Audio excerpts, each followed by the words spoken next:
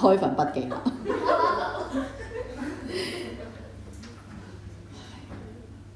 個筆記喺呢度。嗱，其實咁嘅啫。嗱，如果你有温書啊嚇，如果你假設有温書，呢堆就係影響 iron and steel industry 嘅 factor。嗱，呢扎就係嗰扎 factor 啦。每一個年份，其實呢條題目有冇問你邊個年份？冇，即係話任何年份都得啦。好啦，1950年有冇 technology 嘅 factor 喺度？有冇 technology 影響個 location？冇喎，唔使寫㗎啦。其實咪應該話唔好咁講住，即係話咦唔係好關 technology 事喎。好，跟住頭第二啦喎 ，inland shift。inland shift 係因為打仗，因為嗰啲 raw materials 嘅位置，同埋因為嗰個叫做想先讓同埋 balance economy， 係咪 technology？都唔係喎，唔係個問題問緊嘅嘢，你要揾下邊啲係同科技進步令到工廠嘅位置有改變嘅 factor， 咁啊繼續揾，跟住到第三個 period 啦，1980年之後都冇 technology 㗎。其實你揾嚟揾去，只得呢個格仔係完全係講 technological and transport advancement。嗱，喺呢度首先我想講第一個澄清先，有好多同學以為淨係呢個先係 technology， 唔係，交通科技嘅發展都係科技嚟嘅。咁所以呢兩嚿都係 related to technology。你嘅答案就係寫呢兩嚿嘢。吓？咁冇嘢寫㗎咯喎，老師啊得2段仔點攞6分啊？係咪？嗱，呢個時候咧，你就要嘗試去 elaborate 你嘅答案啦。咁我哋一齊一路睇個筆記，一路睇住你個 marking scheme。到底我有咩方法去 elaborate 我嘅答案呢？好啦，因為科技嘅發展，但呢一種叫 production technology， 你有冇寫呢？你成日淨係寫 technology 呢個叫生產技術嘅改變。由於有新嘅 furnace， 有新嘅熔爐，所以新嘅熔爐咧係會用少咗好多 raw materials 嘅。佢唔使用咁多 iron ore 同埋 coal， 佢就可以做到同一樣嘅產品。OK， 咁所以有咩影響啊？佢唔使用咁多 raw material， 即係代表乜啊？佢嘅位置會有咩改變啊？你話啦 ，Natalie。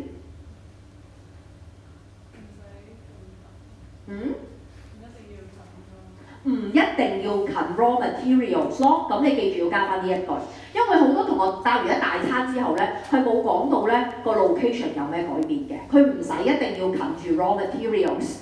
咁我冇嘢，其實老師啊，仲有咩可以寫得2行啫喎，係咪？咁大家一齊睇睇個 marking scheme， 我哋睇呢一段。嗱，就係好短嘅啫，真係我都係得2句。Fewer raw material needed。Less important for industry to locate near to the coal field and oil mine， 冇嘢寫。咁所以咧呢度咧，我建議啦，如果你想寫得好，就俾個數據。你話 notes 老師人 notes 你都冇數據喎，咁其實咧，請你而家加翻佢啦，你可以加翻喺你個 notes 嗰度，因為我哋每次做完一條題目，其實你都會發覺有啲改進嘅地方。呢個係 textbook 裏邊有嘅 data 嚟嘅。1950年嗱，如果你寫到呢個咧，其實有1個人寫到嘅，我改咗2班啦有1個人寫到嘅，就係咧佢話1950年咧要3.5噸嘅 iron ore 同1.5噸嘅曲即係 coal 啊，其實類似 coal 嘅一種啦。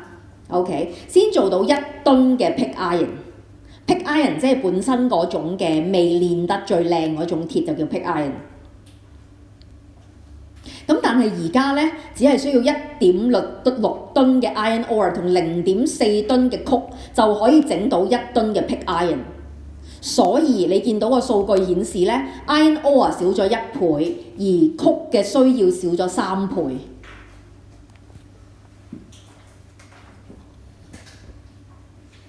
咁就可以 elaborate 得好啲。好，跟住到第2個 point 咯喎。好啦，到第2個 point 點樣先寫得好呢？好啦，第2個 point 就係講緊啲 furnace 咧，唔單止可以用少咗 raw material， 你應該分開2段啊。第2段就講咧，而家啲新嘅 furnace 可以用 scrap iron。第一，你有冇 elaborate 下 scrap iron 係咩 scrap 咧？係咪？跟住用 scrap iron 係 substitute， 有冇用呢啲字眼咧？如果吹水嘅同學就是但啲 to replace 咁樣就冇寫 substitute 呢個字啦。咁因為用 scrap iron， 所以又唔使用咁多 iron ore 同 coal 咯，notes 全部有晒㗎啦。好啦，問題嚟啦。咁既然我而家啲工廠用 scrap iron， 咁我間廠嘅位置會有咩影響啊 ，Alan？ 嗱，我間廠唔使用咁多 iron ore， 咁所以 iron ore 對我間廠嘅影響就細咗。我仲使唔使黐住啲 iron ore 同 coal 啊？唔使。咁你應該要黐住 scrap iron 喎。咁邊度有 scrap iron 啊 ？Coast， 嗱，你哋就係寫 coast， 可唔可以精準啲啊？係 coastal cities， 係大城市先會有咁多 scrap iron 嘅啫。咁呢個字唔係個個人寫到，個個都係寫 coast， 係啦。咁啊爭少少啦。咁仲有啲咩 elaboration 咧？有啲同學點解會寫得咁好？譬如你見到good work 嗰啲同學咧，佢點解會寫到咁多嘢嘅咧？因為佢會再 link 㗎，會再連接嘅。因為大城市點解要咁多 scrap iron？ 佢嘗試解釋喎。佢用翻前邊嗰版去講，因為大城市人口多，生活水準高，又有好多建築物，所以咧就會有大量嘅車嘅廢鐵同埋呢個 demolition site 嘅廢鐵，所以啲工廠就因為咁會搬去 coastal 嘅 city 啦。咁你嗰個 point 就會寫得好好啦，再好啲，明唔明白？其實都係呢兩個 point 嚟㗎咋，不過有啲同學會 elaborate 得好，有啲同學會 elaborate 得冇咁好。咁如果再好啲嘅同學咧，就會講到上海嘅寶山鋼鐵就係大城市，佢有好多 scrap iron。咁呢度係一個 DI， 頭先講嘅第一個 DI， 呢個係第二個 DI。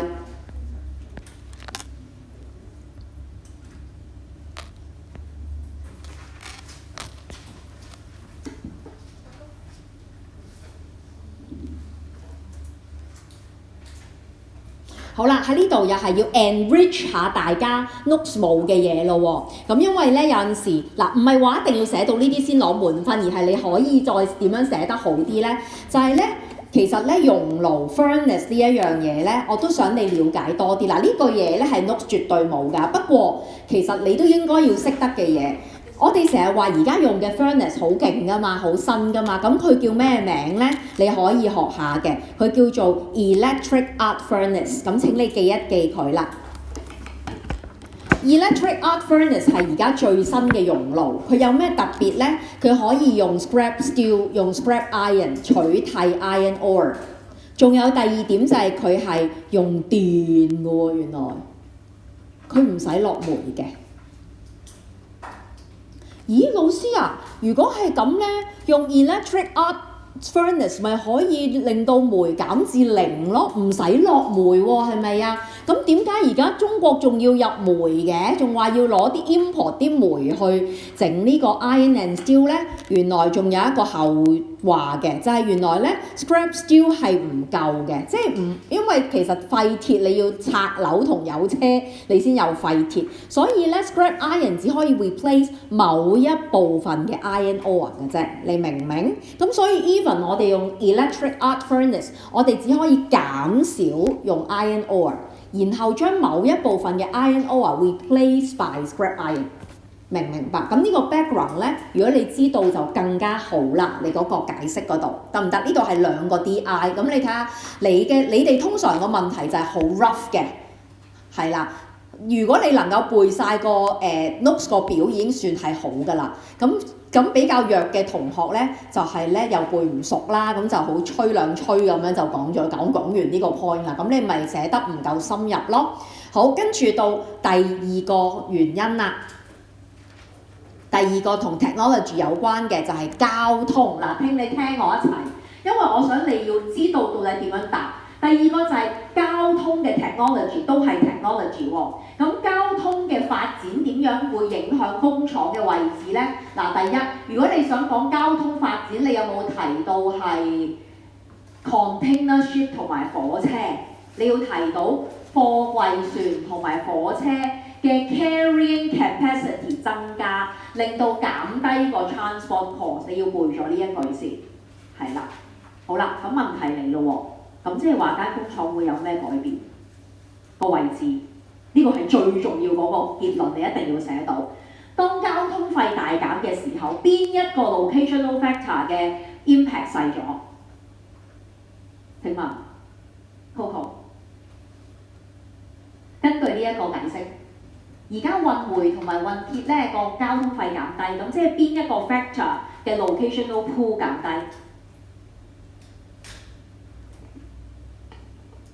邊個因素唔再重要啊？對於間鋼鐵廠嘅位置，如果根據呢一個 factor，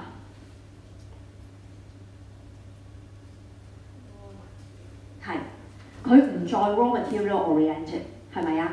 都唔使運咁貴啦，咁我仲使乜近住 iron ore 同 coal？ 好，跟住第二步咯喎。咁既然 iron ore 同 coal 唔再重要，咁即係話呢家啲工廠會重視啲乜嘢位置啊？呢一個 factor 會令到啲工廠會 prefer set up 去邊啲位置？你解唔解到？樂兒你話咧？嗱，佢 RM 唔重要啫，咁咩重要啊？即係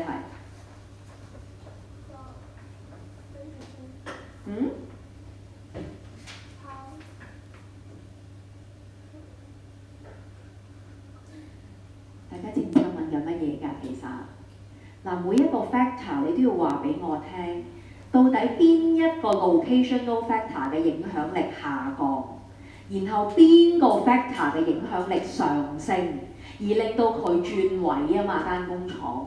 咁有冇同學能夠話，其實你哋寫到喎有啲人，呢個 factor 係令到邊一個 locational factor 嘅影響力上升啊？到底？如果你係間工廠，你會 prefer 啲乜嘢 location？Queenie 你知唔知 ？Market 仲有咧 ，market 都唔夠直接，因為呢個 factor 唔係講緊 market， 佢係講緊大嘅貨櫃船同埋大嘅火車可以幫你運嘢，可以幫你減輕成本喎。咁所以你個位置應該 sell 去邊度 ？Coastal 嘅。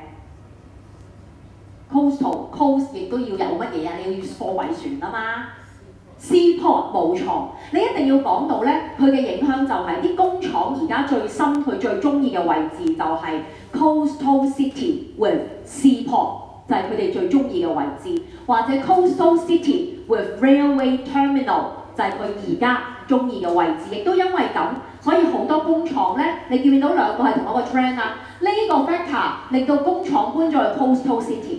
呢個 factor 都係令到工廠搬去 coastal city with seaport， 係要 with seaport， 因為佢中意嗰啲 transport facilities， 明唔明白？嗱呢個咧，如果你掌握唔到呢兩個重點咧，係唔會攞到高分嘅 ，OK？ 因為你唔係 stick to the question， 你都唔係討論緊我個問題問你嘅嘢。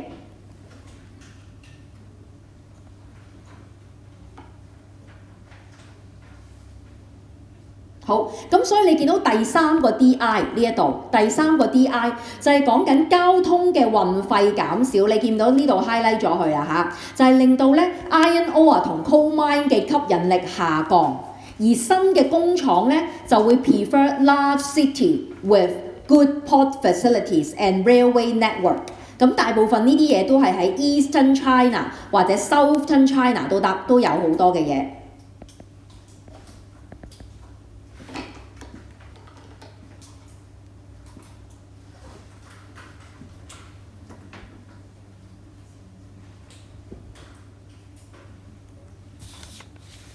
咦，咁樣夠唔夠攞6分呢？都未夠，因為其實如果你淨係寫呢3嚿嘢，你講個新嗰個 trend 呢，但係你唔講佢本身係點，其實有啲缺陷㗎，即係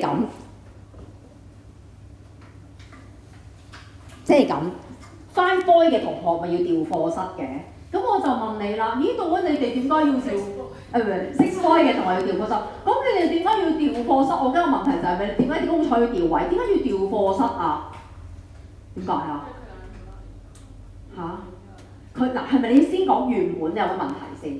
原本佢哋個冷氣就壞咗，所以3樓就有個空課室咧，就有一個健康嘅冷氣，所以佢哋搬咗去下邊咯。嗱，但係如果你嘅答案淨係話俾我聽3樓嘅好處，就係3樓個冷氣咧就係冇壞到啦，同埋有空課室，所以搬落去。但係你冇講點解佢本身個問題係乜咧？其實你有少少缺陷㗎喎，你個解釋。咁咁所以咧呢度要講咩咧？呢度你應該要講啲工廠搬之前，其實全部鋼鐵廠佢係咪都要黐住佢嘅 RM 㗎本身？係咪因為係咪因為科技嘅改變令到佢哋全部都唔黐 RM 黐咗第二啲嘢啊？咁所以咧，你必須要用一段嗱，呢個咧係好多就算讀得好熟嘅同學都唔記得寫嘅一段，就係第一個 DI。你要先唔使詳細嘅，因為呢個唔係我個 focus 啊嘛，我個 focus 係 technology。你要先話俾我聽原本嘅 iron and steel industry 咧係 raw material oriented 同 power oriented 嘅原本，咁仲要解釋點解喎？點解你哋有啲人有寫嘅？譬如佢好重啦，同埋唔係好多人寫嘅 weight losing during production， 因為佢會減重啦，同埋本身好重啦。所以咧，以前大部分嘅工廠其實你諗下，無論係鞍山鋼鐵廠嘅位置，定係 move to inland 嘅位置，佢哋都係近住 RM 同 power 嘅，你記唔記得？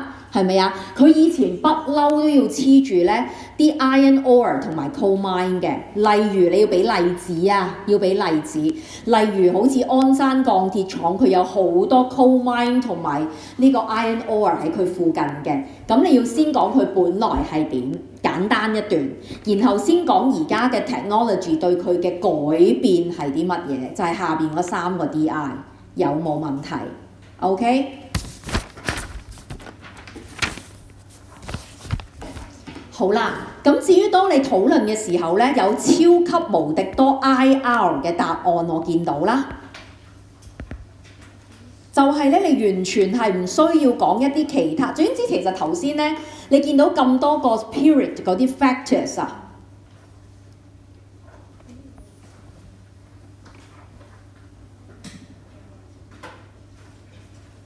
即係譬如呢度嗱，聽住啦，因為好多同學寫。嗱，至於其他唔關事嘅 factor， 嗱呢個原來關事，因為呢個係同個 change 有關，所以你要補翻呢一個 factor。但係呢啲係完全冇關，你一寫就 IR 㗎啦，因為佢又唔關 technology 事，又唔關你個 technology 同以前係點樣事。嗱，更加甚嚴重嘅咧，就係好多同學走去講埋打仗啦，先嗰啲 balance economy 係完全同 technology 係冇關。嗱呢個有少少關。因為呢個係同佢個technology 以前係咁，而家係咁，佢同佢個以前呢個可以寫。好，跟住繼續就係後邊嗰個。嗱，我而家想話俾你聽，你哋 IR 嘅情況好嚴重啦。呢啲全部 IR 就係 coastal region 嘅其他好處都係 IR 㗎嚇，全部 OK。或者甚至乎咧係2000年後嗰堆 factor。嗰啲咩 growing market 啊 in the south 全部都唔關 technology 事，咩個 pollution 又唔關 technology 事，跟住咧嗰啲咩 import 嗱呢個好多人寫啦，唔知點解其實都唔關事㗎。呢個係講緊中國嗰啲 raw material 冇晒，佢而家要靠外國入口，所以佢搬晒 coastal city。咁但係唔關 technology 事㗎，係咪？咁啊大家見到 coastal city 就唔好理啦，背埋落去啦，咁樣其實呢堆唔關事㗎 ，OK？好，咁大家要睇得好精準啊嚇！好，咁啊講完啦。Part two 咧嘅災難性係更加提升啦個災難性。嗱，你可以睇下個 good work 嘅，其實咧今次essay 咧全級最高分只係得9分嘅啫，所以咧呢兩位同學個 good work 咧係我揾咗咧每一 part 寫得最好嗰個同學，佢哋每個都攞到5分，係啦。咁你會見到佢哋加埋一齊就 perfect 啦，但係冇人係攞到10分嘅嚇，最後 OK。好，咁我哋跟住睇 part 2咯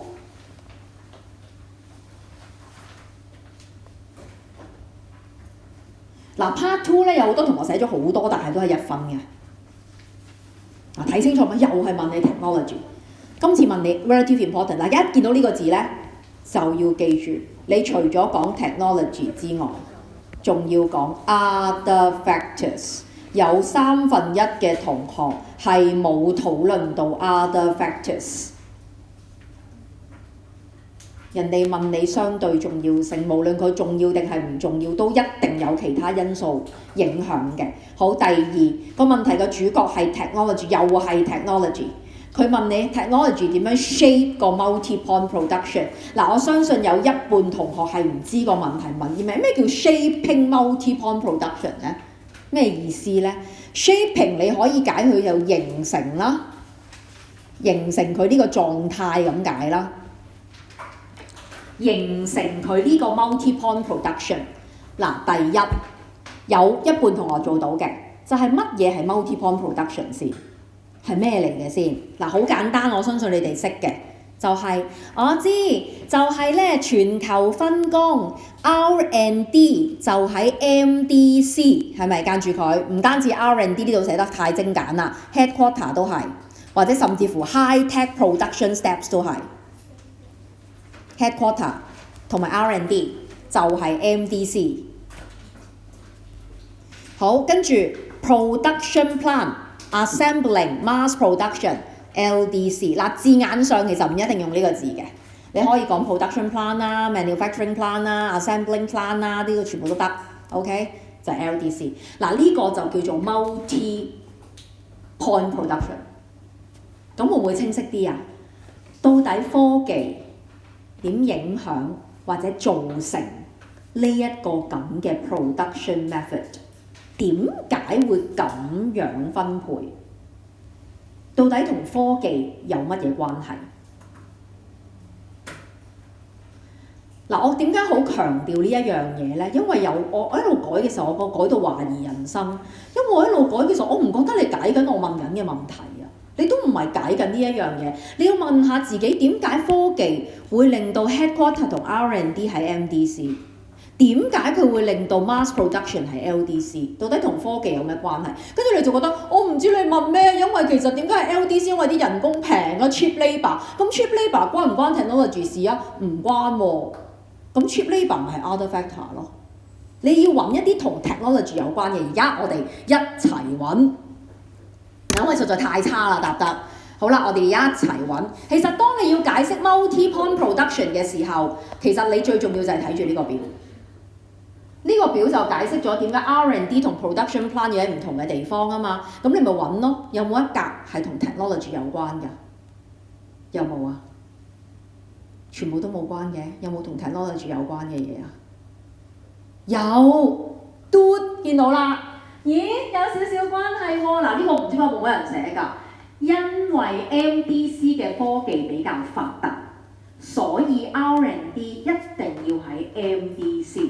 呢個就係 technology 對佢嘅影響，而 LDC 有個關係有喎，原來你都可以寫嘅喎。LDC 就係要一啲唔算太落後，但係又有少少科技嘅國家，例如好似 China、India 呢啲地方，佢係 ready to receive transfer technology， 咁就適合做 mass production 啦。咁你要抽咗呢個 point， 呢個就係第一個 DI discussion。佢係同 technology 有關嘅喎，其實佢點解要擺喺唔同嘅地方？係因為佢哋有唔同 level 嘅 technology， 明唔明白 ？OK， 好啦，咁呢個係第一個 DI。咁你見到筆記咧，嗰個 notes 咧，其實呢一度呢一個就係第一個 DI 啦，個內容呢度 importance of technology 呢一度呢個呢一嚿。個內容就係我頭先講嗰兩個格仔，其實一樣嘅。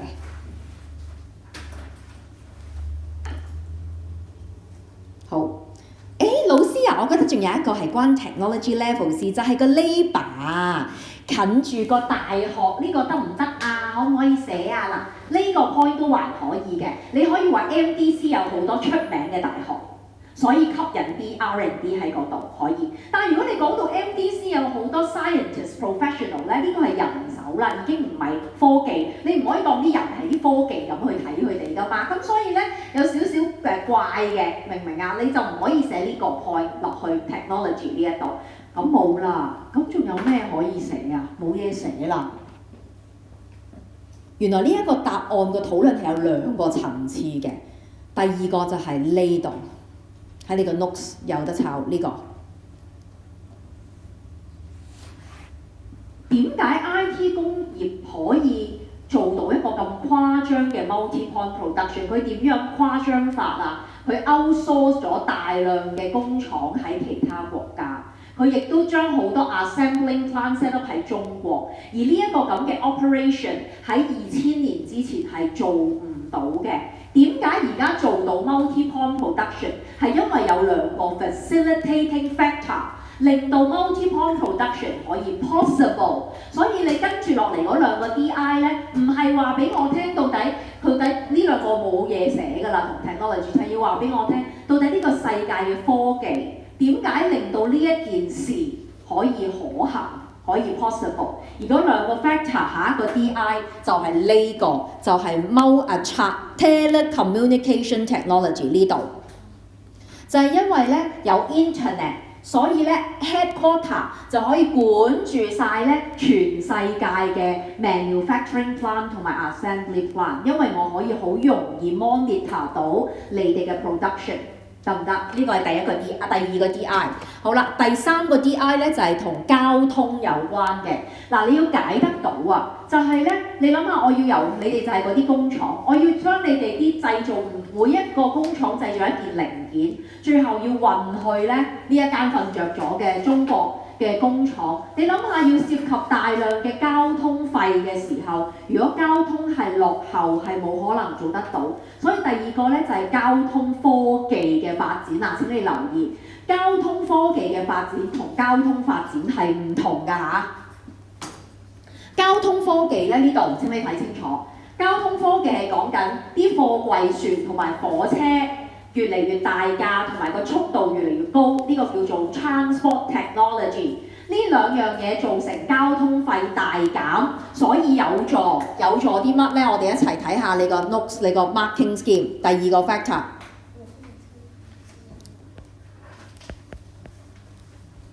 好，間住有少少嘢要增加啊嚇。嗱，我想你留意咧，交通啊 bulk carriers 同埋 railway transport 嘅發展咧，係會令到運啲咩方便咧？你係將全球嘅 component， 每一間工廠整一個 component。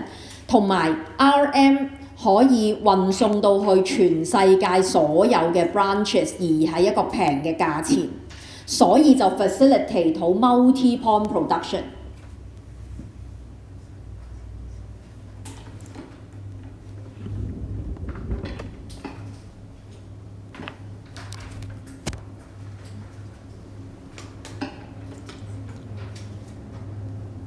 OK。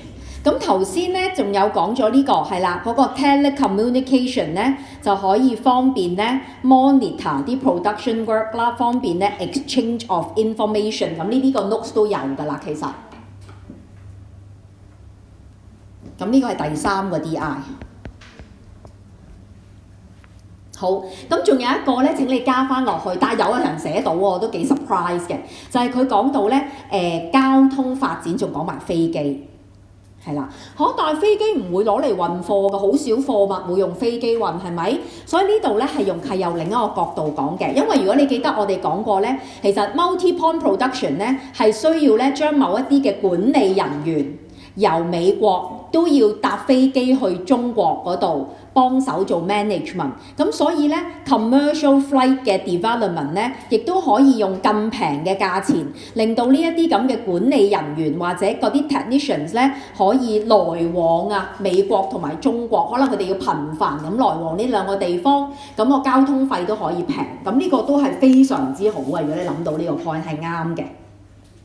好啦，嗱 technology 有關嘅嘢只係得3個 point 嘅啫，咁但係咧有大量嘅同學寫咗呢一個 point， 就係成篇文都係寫咗 globalization。喺呢一度咧，我想講下點解 globalization 係唔使寫嘅，大家都覺得要寫啊。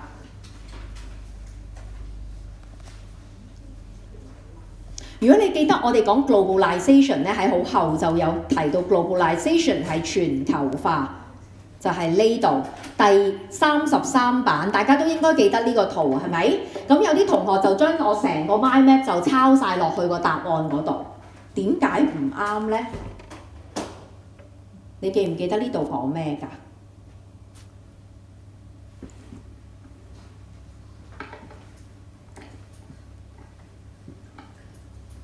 嗱，你哋通常都係咁嘅。Globalization globalization 咧就 allow free flow of good 啦、technology 啦、people 啦，所以咧就 global sourcing 啦，呢啲都啱嘅喎，應該啱嘅喎，係咪？但係你試下碌翻上去睇，其實呢個世界點解會有全球化？就係 computer communication 同埋 transport technology 嘅 development， 所以佢歸根究底都係要寫翻呢兩個 point， 而唔係全球化造成，而係呢兩嚿嘢造成全球化，所以先至有呢三樣嘢。而呢三樣嘢咧，有一嚿嘢係唔係我個問題問緊嘅嘢？我個問題係問 multi-point production。咁請問1、2、3邊兩嚿係 related to multi-point production？ 有一嚿應該唔關 multi-point production 事嘅喎，邊兩嚿係 related 啊？1、2、3係 related to multi-point production。Gladys 係3係咪唔關事啊？人哋講緊 market 咯喎，已經1、2正確。OK， 咁所以咧，你寫呢嚿唔係問題，但係你一定要係因為建基於呢兩個 technology， 你先可以寫呢啲先至有用，明唔明白 ？OK。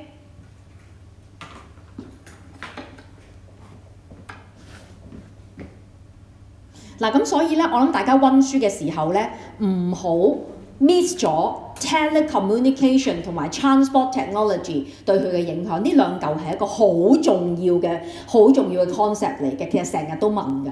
佢呢兩嚿嘢就係 facilitate 咗呢個世界出現 multi-point production 嘅原因。OK。好啦，咁啊至於我哋講完之後咧，咁其實就問題不大啦。提一提 headquarter 有無限嘅 spelling mistake， 咁啊其實都唔可以怪得你哋，因為老師成日喺課堂度咧都會唔小心漏咗個 R 呢一個字㗎。咁我都好難講喎，我而家越嚟越成日寫錯字喺個課室嗰度。咁所以你小心啲喎，如果你漏咗 R 咧，有好多人同你一樣㗎，唔需要感到自己好瘀咁樣，個個都係咁樣串錯。咁大家要留意。好啦，咁至於咧。Other factors shaping multi-point production 咧係易寫嘅，其實你應該擺多啲心力。如果你發覺前面唔知寫乜，其實你咪寫多啲 other factors 咯。好啦，嗱 other factors 咧，其實就係全部呢個表大部分嘢都寫得，因為呢一個表就係解釋緊點解嗰嚿 mass production 或者 R&D 要擺喺 MDC 或 LDC 嘅原因。咁不過都要揀嘅，你都要揀，唔係全部都寫得落去嘅。好啦，咁我哋一齊揀咯喎。好，第一個係咪 other factor？ 你覺得員工嘅特色係咪令到佢 R&D 點解要喺 MDC？ 係咪同 MDC 嘅 labour 嘅 quality 有關？係啦，你唔可以擺 LDC。咁 LDC 係咪因為 labour 嘅 quality， 所以你擺 LDC？ 因為咁 cheap 啊嘛。嗱，你要諗下，呢度。我哋需要嘅係professional， 一定係 MDC 先有嘅。呢度我哋要 cheap， 係一定 LDC 先有嘅。咁所以呢個 point 就可以寫落去，得唔得？佢就可以解釋到點解嗰兩個 department 要擺喺唔同嘅地方。嗱，你會發覺有啲唔得㗎，有啲解唔到㗎。譬如呢個 capital， 嗱 capital 呢個得，因為咧 MDC 先有 venture capital。LDC 咧係咪因為 LDC 咧先至可以擺個同 capital 係冇關，咁所以呢個 point 唔寫得。OK，land attribute 有，因為 MDC 通常環境優美啲 ，LDC 通常啲地夠 cheap， 咁所以呢個 point 可以 OK 可以寫落 other factors。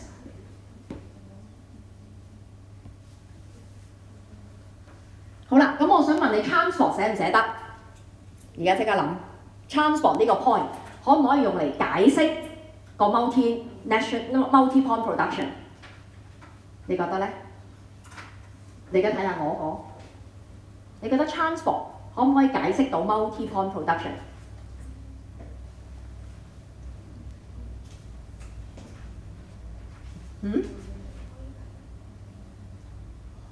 Karina 你話咧？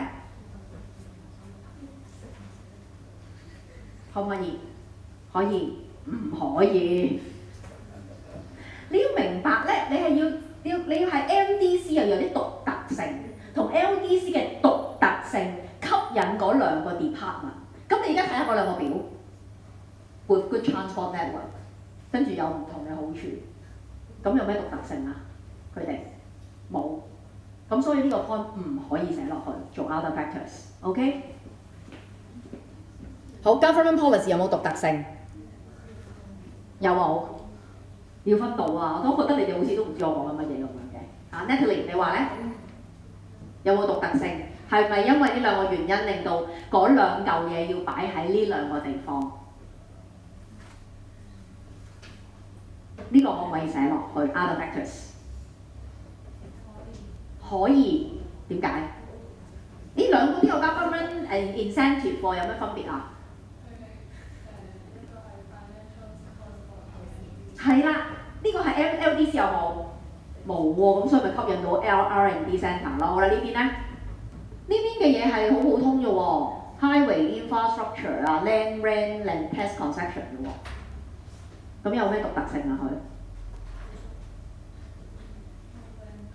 low land rent， 哦 low land rent tax concession 咧，兩個都有 tax concession 喎，好似可能。呢個都有 land and tax concession， 呢個有 land and tax concession。咁佢有咩獨特性啊？咁咪唔寫得咯？唔係，因為呢個 land and tax and land concession 只係 for high tech industry 嘅啫，即係政府係唔會為工廠或者一啲嘅低科low technology 嘅工廠提供呢個優惠，而只有 LDC 先至會為低技術嘅工廠提供呢個優惠，所以呢個 point 係可以做 other factors 嘅 ，OK？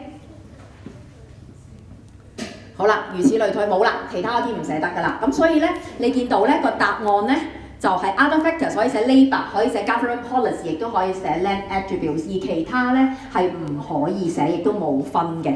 OK， 好啦，咁啊嚟到呢度咧就差唔多啦。咁我希望咧，咁我改嘅時候都唔係好知大家解釋緊啲乜嘅，其實好多都即係咧，因為我唔覺得你解緊個題目解緊嘅嘢，咁希望你而家明白到底你錯乜嘢啦，好冇？咁我哋講到呢一度，你個 quiz 有冇問題？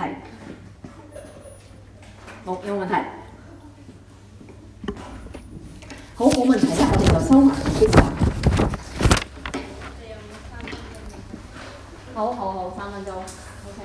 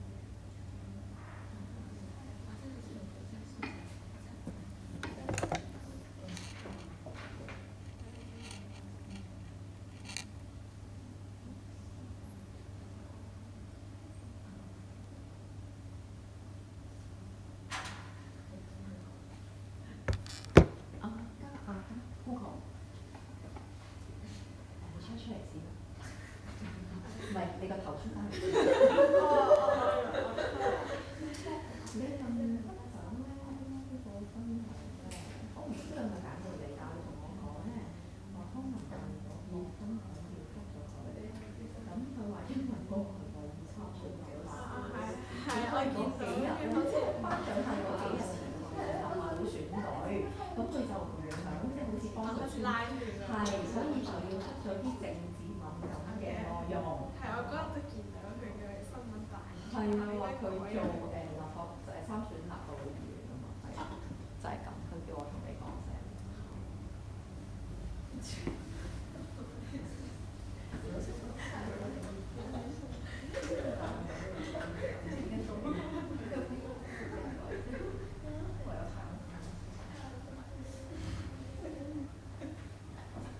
咁我使唔使加翻啲嘢上去？咁佢又冇咁，佢會幫你哋執一執啲，即係佢即係會令到佢，佢就係話唔唔使，佢就話俾你聽啫嘛，係啊。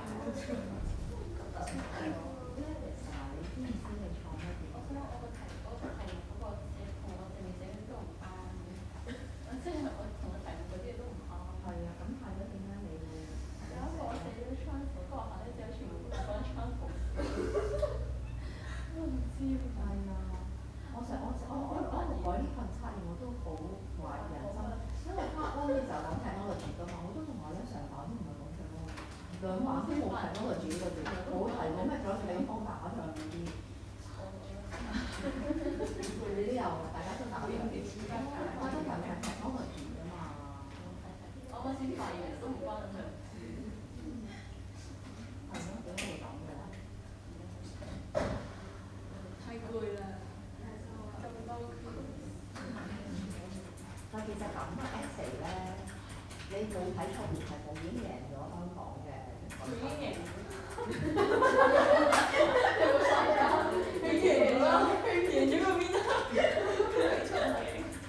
係你只要係答緊個問題問緊你，佢贏咗啦而家。係啊，你贏咗一半啦。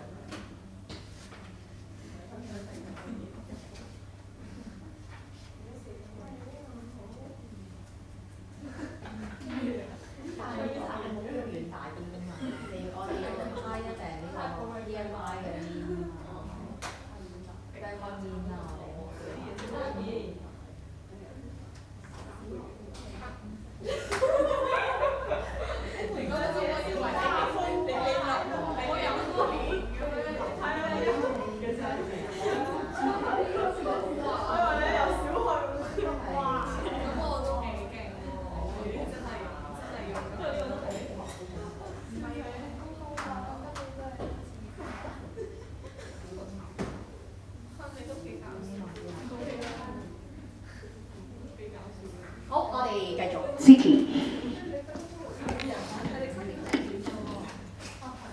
好，起身啦，小鹿。嗱，有啲同學咧瞓到咧冇辦法控制到自己咧，咁就企起身上堂，真啊，企起身上，好冇？唔好？你再瞓，我要你企㗎啦。好，其他同學都要醒啦。我唔係罰你，我拯救你咋，叫你企起身，知唔知啊？再係咁樣真係咧。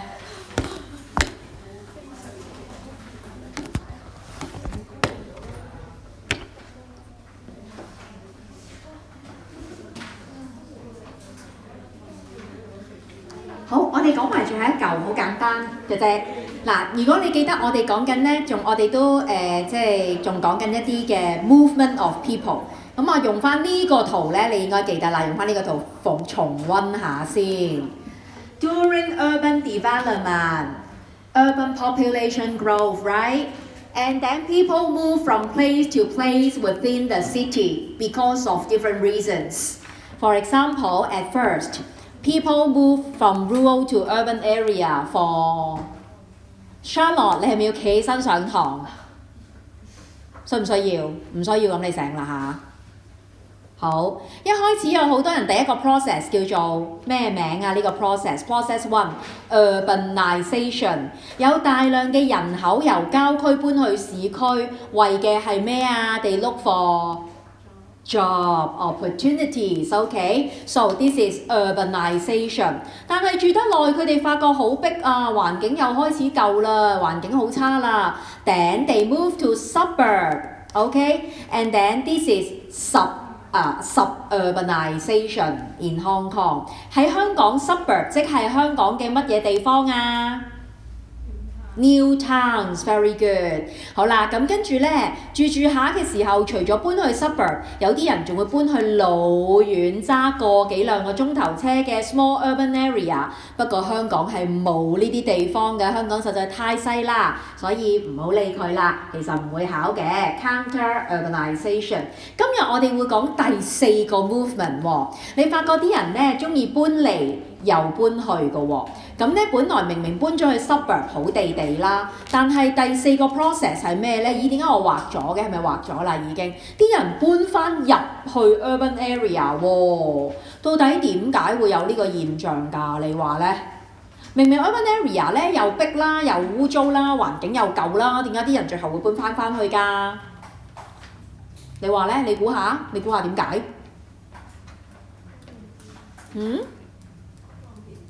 方便啲，不嬲都方便㗎啦。佢以前明明決定咗搬走㗎，係咪？搬咗去 suburb 啦嘛。咁即係話 urban area 一定係有啲 change 啦。如果你唔係，你唔會吸引翻啲人翻去㗎嘛。咁到底 urban area 有咩 change 咧？令到佢吸引翻啲人咧？有冇人估到？有咩 change 咧？嗱，你話咧？翻新咗，冇錯，唔係淨係 facilities， 而係成個 urban area 出現，我哋可以叫翻新嘅，英文叫做 redevelopment。This process is called reurbanization. Page 10, reurbanization. That means inner city attract people once again. OK, inner city 即係一啲咩地方咧 ？Inner city 即係一啲 old urban district. Write it down. 舊區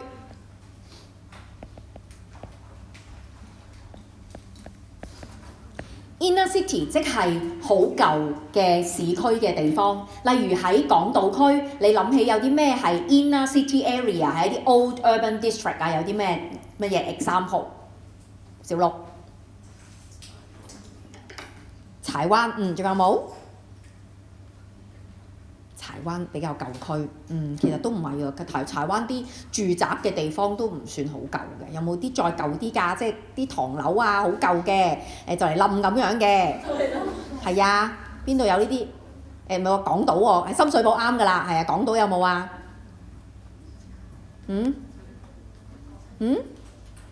港島有冇啊？灣仔都有㗎，譬如南屋附近嗰啲都好，啲超級舊嘅唐樓啊。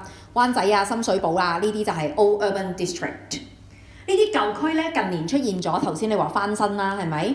啱啦，咁我哋睇下個 example 咯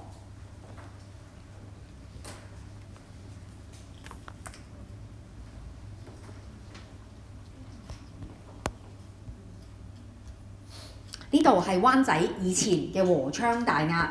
後來，如果變咗咁樣咯喎，咁經歷過呢個翻新嘅英文就係 redevelopment，OK？因為 redevelopment 嘅關係，灣仔出現翻呢啲新樓，所以咧就吸引翻啲人咧由新界搬翻出嚟市區，係有呢個嘅情況嘅。OK？我哋叫呢個做 reurbanization is driven by redevelopment in inner city。redevelopment 重建。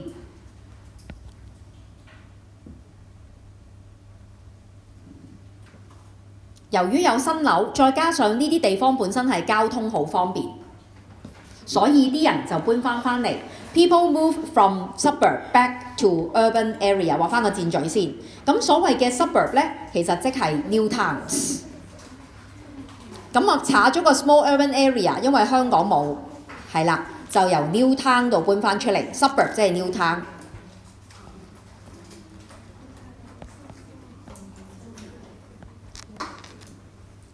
係啦 ，small urban area 就香港冇嘅 new town。我懷疑我哋冇開冷氣喎，可能 Natalie 你幫我檢查下。應該唔使懷疑。係而家開翻，缺氧啊開始。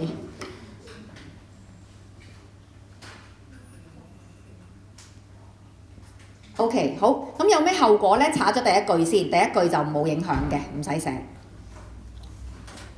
好啦。咁我哋跟住咧睇下有咩 change 咯喎，因為咧啲人由搬翻嚟呢啲灣仔啊、啲 inner city area 嘅關係啦，你見到咦油尖旺咧個人口開始真係上升翻喎，之前啲人走晒噶嘛，係咪？深水埗又上升咗少少喎，咁啊九龍城又上升咗少少喎。OK， 我想問咧，根據呢啲數據，你覺得 reurbanization 嘅規模大唔大？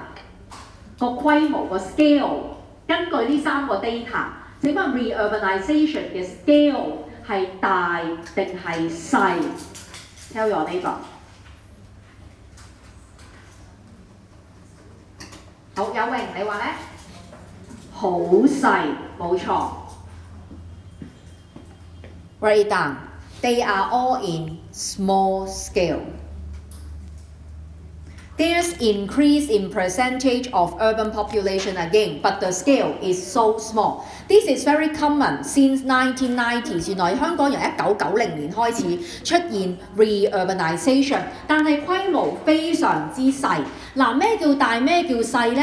你睇下 suburbanization 之前個 data。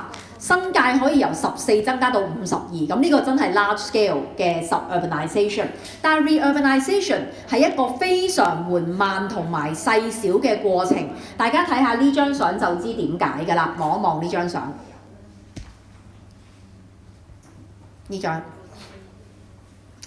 相咧就顯示咗咧 reurbanization 嘅過程。你發覺喺香港咧進行 redevelopment 重建咧。聽住咯喎，佢個 scale 係一棟一棟咁重建，甚少係一次過10棟或者成個灣仔重建係做唔到，因為實在太貴啦，重建嘅過程同埋收樓亦都需時，所以你發覺咧呢一啲 redevelopment 帶嚟嘅 reurbanization 咧係好少人。個人數係好少嘅啫 ，OK 得唔得？好啦，咁我哋咧嚟到呢度就學晒4個 movement of people 嘅 urban process， 包括 urbanization、suburbanization、counter-urbanization and reurbanization。好啦，而家係時候要考你啦。請而家大家用1分鐘時間做我呢條 MC， 睇下你明唔明到底呢4個 process 有咩分別？好，你個 notes 度有嘅第11版。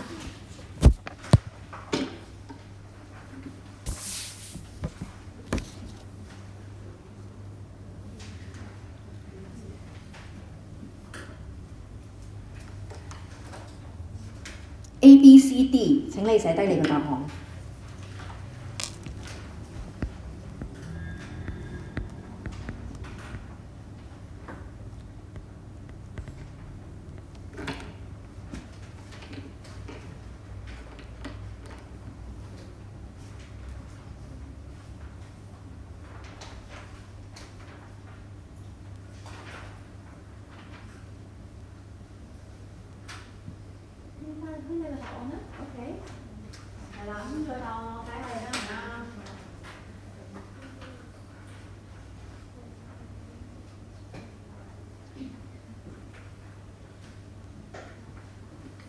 好，我諗我唔使多講啦，全部人都啱，我見到嘅都啱嘅。C for cat， 好啦，嗱冇問題，我哋繼續 check understanding 啊呢一課書，咁啊打開第 textbook 第16版嘅 checkpoint。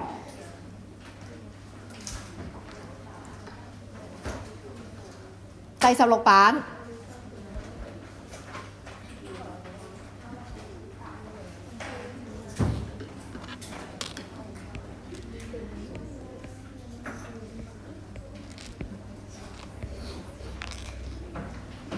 有4條 MC， 好，而家即刻做呢一版46，係唔係16？對唔住，16，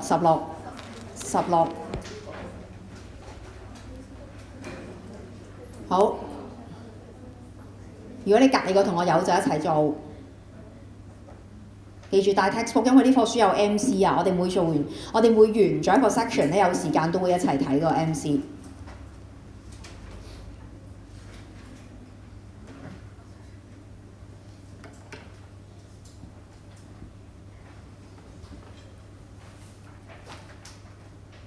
帶書記得帶書。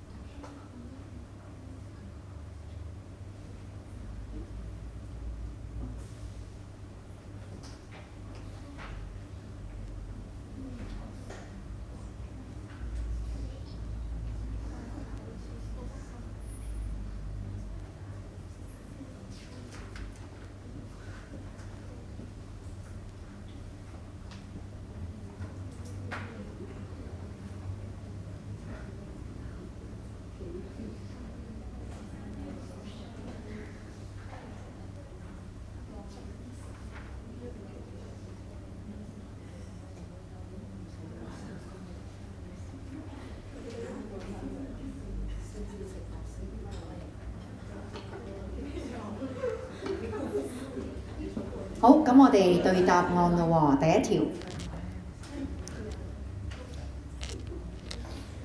Factors lead to suburbanization。suburbanization 即係啲人搬去新界，係咪？搬去 New Towns。OK， 答案係 C for cat。我見到都好似大家都啱嘅，應該冇乜問題。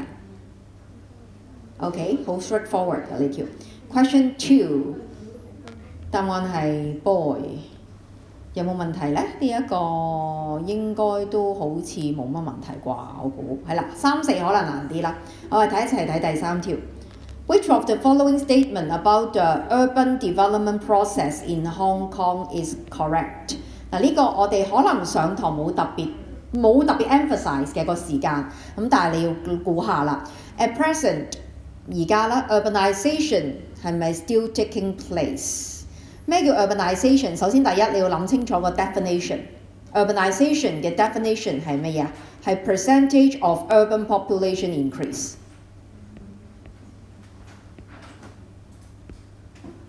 就叫 urbanization。到底香港而家嘅 urbanization 係咪仲係發生緊？係啦，咦呢個可能你唔係好肯定嘅，我估係啦。咁我哋睇第二個，你睇你有時 MC 唔使句句都諗到噶嘛。At present, Hong Kong is only undergo 啦 ，only 呢個字好緊要啊嚇！有同學就話：我哋其實做得多 MC 發現 only 咧，多數都係錯嘅，係咪啊？有冇呢一個 trend 啊？你會覺得我哋香港而家只有urbanization 嘅啫，其他嗰3個都冇。你話咧？肯定錯啦，係咪？你而家係肯定 reurbanization 點會冇啊？係咪啊？咁啊一定有 reurbanization 先啦。咁唔會得 only suburbanization， 咁所以2一定錯。咁啊唔使諗 B dot 咯喎。At present scale of reurbanization 係 limited， 啱啱講完啦 ，small scale 啊嘛，咁即係啱啦，係咪？3位咁咪就係 C 咯答案。OK， 咁如果答案係 C， 即係代表而家香港仲有冇 urbanization？ 有。嗱，請你聽住啦，不過好慢。如果你記得我哋講過香港嘅 urban population percentage 已經去到94。係咪啊？我哋之前好似計過嘅喎，95啦，95，但係冇停止嘅，仍然係緩慢地增長緊嘅，係啦。咁所以咧，我哋就係有，不過係一個好慢嘅 urbanization， 或者係一個好 high level 嘅 urbanization level 啦，已經係。OK， 咁啊，最後一條咯喎，最後一條咧就係 counter urbanization 啊。咁以下邊個係 counter urbanization？ 子君，你答咗乜嘢？Boy 係啱嘅 ，very good。OK， 咁啊冇乜問題，我見到大家都啱嘅。有冇問題 ？MC 冇。好啦，咁我哋今日就，咦睇下仲有幾多時間先？4分鐘。又休。成日呃我休息啊你哋。